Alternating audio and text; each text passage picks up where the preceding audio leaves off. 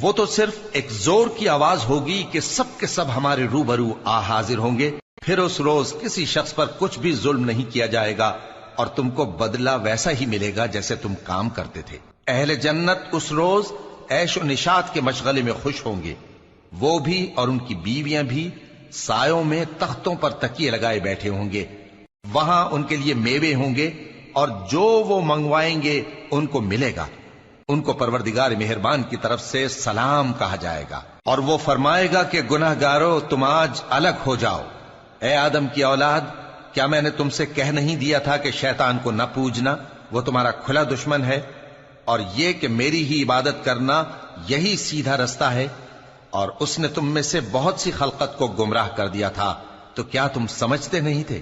یہی وہ جہنم ہے جس کے تمہیں دھمکی دی جاتی تھی.